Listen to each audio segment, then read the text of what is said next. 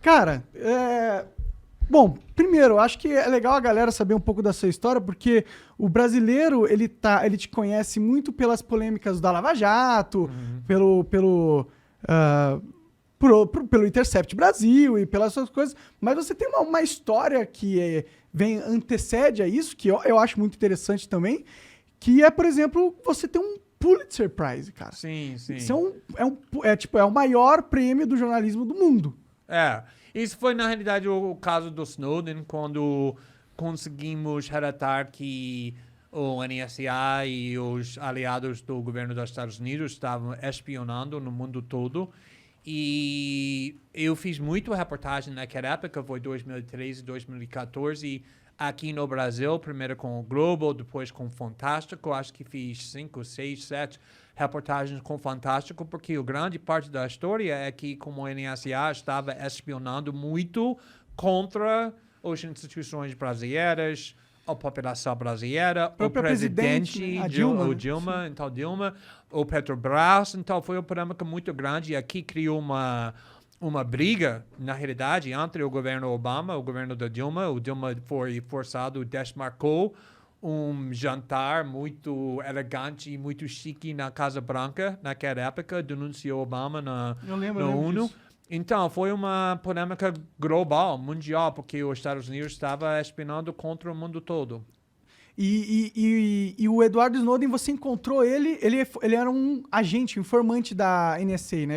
Ele trabalhava lá na real, né? Ele trabalhava primeiro na CIA. Na Aham. realidade, ele queria ah, lutar na guerra do Iraque, mas quebrou os dois pernas quando ele estava treinando, então foi rejeitado. E ele foi para a CIA, trabalhava na CIA 2, 3 anos e depois foi para o NSA.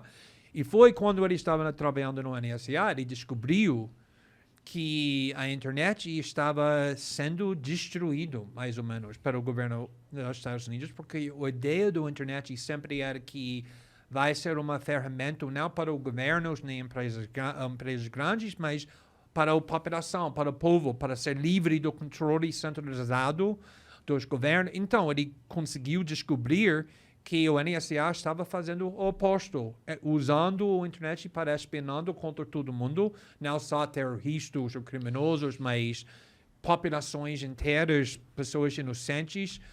E também o governo dos Estados Unidos, naquela época, estava mentindo sobre isso, a coisa que finalmente causou ele para decidir que ele vai arriscar a vida, e ele arriscou a vida dele para revelar Sim. essa informação. Ele é perseguido até hoje, né? Até hoje ele não consegue sair do Rússia, vai ficar na prisão do resto da vida dele. Que foi o cara que foi o pessoa mais maior do Segurança Nacional para o presidente Obama. E ele foi para o Senado em março de 2013. E ele foi perguntado por um senador: vocês estão espionando contra a população americana, está coletando dados sobre milhões de americanos. E ele ficou assim, ele disse: não, senhor, nós não fazemos isso. E na mão do Snowden naquela época era um arquivo enorme mostrando Que eles que ele faziam está fazendo exatamente isso. exatamente isso. E foi isso quando ele me disse: agora já era. Ele que te procurou? Ele me procurou, ele mandou um e-mail, obviamente não falando nada sobre ele, porque ele sabia que nós não sabemos que tudo estava sendo espionado, tomando muito cuidado. E ele foi necessário criar uma clima da confiança entre ele e mim. Foi necessário que eu confio nele, porque eu não sabia se o governo estava tentando me provocar a cometer crimes. E ele não sabia se ele consegue me Se confiar. você Ele não era estava informante do governo também. exatamente, e ele queria que criamos muita criptografia para comunicar. E finalmente, em maio, ele disse que eu tenho um pedido que vai ser estranho, parece estranho, mas é necessário, que eu preciso que você viajar para Hong Kong para me encontrar. E eu estava pensando: por que uma pessoa que trabalha no nível muito alto no governo americano, que tem acesso para documentos mais sensíveis, mais segredos, está no Hong Kong? E não consegui entender isso, ele não conseguiu explicar, porque ele não confiou na nossa comunicação, mas ele me mandou documentos, talvez 30, 40, que foi os documentos mais segredos, no parte do governo mais sigiloso, os mais segredo do governo mais poderoso no mundo, que foi chocados. Só esses documentos. E ele disse, só 30 ou 40, eu tenho milhares ou milhões de documentos mais para te dar, mas tem que viajar para Hong Kong. E o próximo dia, eu liguei para meu editor, estou indo para Hong Kong.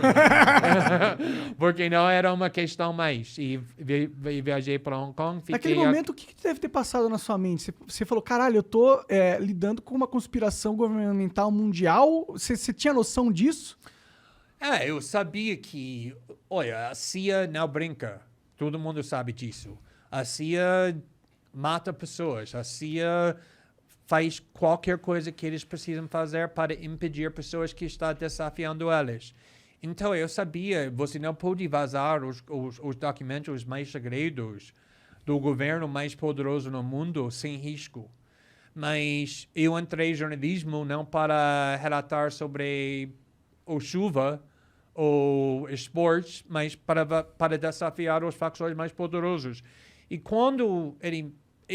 Na realidade, quem me inspirou é o fato que ele tinha 29 anos, com uma carreira com muito sucesso, ganhando dinheiro, tinha uma namorada muito linda que ama ele, que ele ama, mas ele queria arriscar tudo porque ele sentia uma obrigação. E quando eu estava vendo isso, para mim não tinha mais uma escola. Porque se ele está fazendo isso, como eu consegui recusar? Conectou com algo dentro de você que você tem também. Sim, exatamente. Essa a coragem que ele mostrou era E uma contagiosa. indignação também, né? Oi? E uma indignação, ele ficou indignado, né? Ele não conseguiu aceitar aquele fato calado.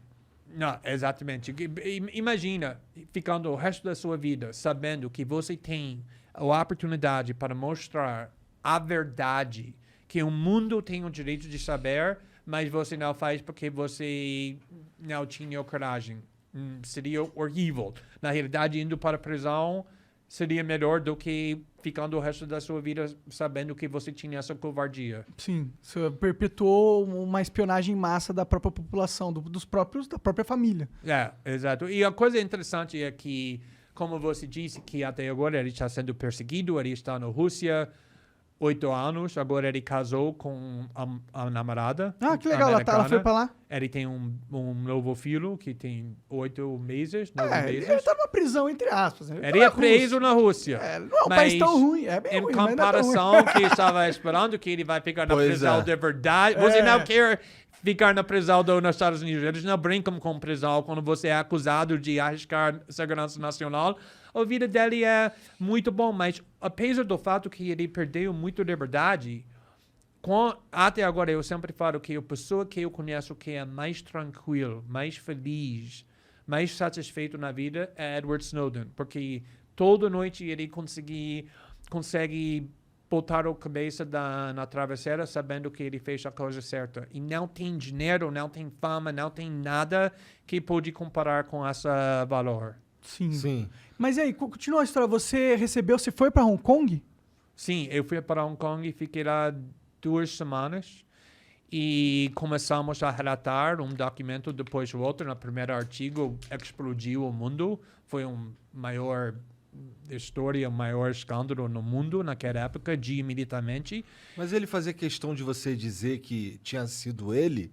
Sim, porque geralmente, quando tem uma fonte assim, por exemplo, minha fonte na Vaza Jato, ele não queria se identificar, ele queria esconder, porque ele não queria ir para a prisão. O Snowden foi tão raro, porque desde o começo ele disse, eu não quero esconder. Eu quero me identificar. Por quê? Porque eu sei que não estou fazendo nada errado. Então, eu não vou esconder. Eu vou ir para o governo e falar, você não precisa me procurar. Estou aqui. Meu nome é Edward Snowden. Fui eu que vazei esses documentos. Eu fiz isso por causa dessa raciocínio. Então, eu disse, deixa a gente ter uma semana, quando estamos relatando, antes de você se identifica, para não distrair as revelações. E depois de uma semana, eu gravei uma entrevista com ele e apresentamos ele para o mundo. E depois disso, a mídia mundial chegou no Hong Kong e me procurando ele. Tinha 200 repórteres lá fora do meu quarto com câmeras procurando ele. Onde está Edward Snowden? Como eu vou falar para eles onde ele estava. E foi uma escândalo muito grande. Sim, eu lembro, eu acompanhei na época. Sim. Foi um escândalo mundial que repercutiu em todas as mídias internacionais e na internet e não sei o quê. Porque eu acho que é um assunto que tem muito a ver com a nossa era, que é uma era da informação, da tecnologia, que hoje é possível ter esse controle e a gente tem que, então, discutir o que vem um controle e vem também a responsabilidade que ele acarreta. E a gente tem hoje os governos que dominam esse controle da internet, né? E é uma ferramenta muito importante para eles que pode ser usado para o autoritarismo, que é algo que a gente tem que impedir, a qualquer custo. Exatamente. Porque primeiro foi interessante, porque antes de chegar no Hong Kong, eu não sabia nada sobre ele. Eu sabia que ele tinha documentos, mas eu não sabia o nome dele, eu não sabia onde ele trabalha, eu não sabia a idade dele. Então, quando eu estava conversando com ele durante naqueles meses, eu estava imaginando que essa cara tinha 65 anos, porque ele era muito sofisticado. Eu estava pensando que qualquer pessoa que tenha acesso para um arquivo assim precisa... Alta patente, é velhão, um general. E também eu estava imaginando que ele disse que estou pronto para ir para a prisão do resto da minha vida. E eu estava pensando, é muito mais fácil fazer isso quando você tem 70 anos e tem só mais 15, 20 anos, do que quando você tem 29 anos e tem mais 60 anos. Então, quando eu cheguei no Hong Kong e eu encontrei ele fez um plano muito estranho para encontrar ele. E eu vi, ele era uma moleque, ele era uma paz, como ele está trabalhando na loja de videogames no shopping do LeBron, ele parece assim. Então, eu fiquei 2 dias tentando entender o motivo dele. Por que você está pronto para arriscar o resto da sua vida para essa causa, a causa abstrata, ok, é uma causa justa, mas ainda é uma causa, não é nada para você, ele não está em perigo, a família dele não está em perigo, foi um princípio. E, finalmente, ele explicou que ele cresceu com pobreza, ele não completou o ensino médio. Então, a internet foi tão importante para ele porque a internet foi naquela coisa que permitiu ele para explorar o mundo. Mas isso funciona só com liberdade. A gente pode experimentar, pode ter dissidência, pode ter criatividade, mas só se a gente tem privacidade. Porque quando você sabe que o governo, a sociedade está olhando para você, seu comportamento muda. Com certeza. Está muito mais limitado agora que pode fazer. E ele disse que ele não quer perder o valor da internet e ele está pronto para ir para a prisão para essa ferramenta, essa invenção. Mas aí depois que, beleza, estourou isso aí tudo, foi parar em tudo quanto é lugar, tudo quanto é repórter ficou sabendo e tal, o desdobramento disso foi positivo, no sentido, eles prometeram parar de espionar e tal? Não, o NSA, por exemplo, não caiu. Depois relatamos, está ainda em pé, funcionando muito bem. O que ele delatou ainda acontece. Mas mudou muito. Por quê? Porque, primeiramente, estamos conversando, discutindo o fato que nós sabemos agora que não sabíamos antes, que a internet está sendo invadido o tempo todo, espionando o tempo todo. O que isso significa? Que nós podemos, e muitas pessoas estão fazendo, usando criptografia, estamos protegendo, usando WhatsApp, usando Signal, usando Telegram, usando outras coisas. E isso está deixando isso muito mais difícil para o governo dos Estados Unidos, outros governos, para espionar. Ainda eles podem, mas pelo menos agora temos ferramentas de privacidade para criar uma parede entre o que estamos fazendo e os governos. Também mudou muito o relacionamento entre países, como pessoas estavam pensando sobre Barack Obama, o governo do Obama, o papel dos Estados Unidos no mundo, o papel do jornalismo. Mudou muito esse pensamento. Então, é muito mais difícil para o governo. Naquela época, eles conseguiram fazer qualquer coisa que eles queriam. E a coisa mais importante é que uma das coisas que conseguimos revelar é que o Facebook, o Google, o Apple estava dando todos os seus dados para o governo. Ninguém sabia. Agora, depois da nossa reportagem, todo mundo sabia.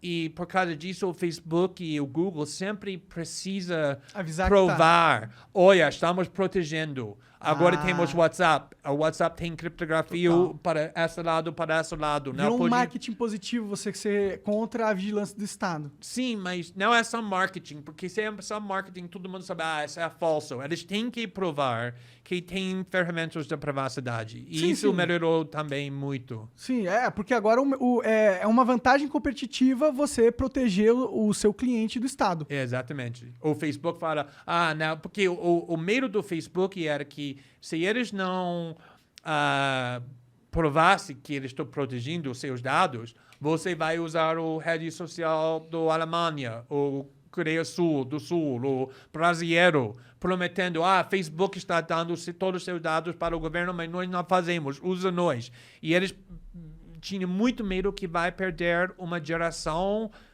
inteira e talvez como ficar mais space, que não existe mais, que era gigante. Então, isso mudou muito o comportamento das empresas grandes também.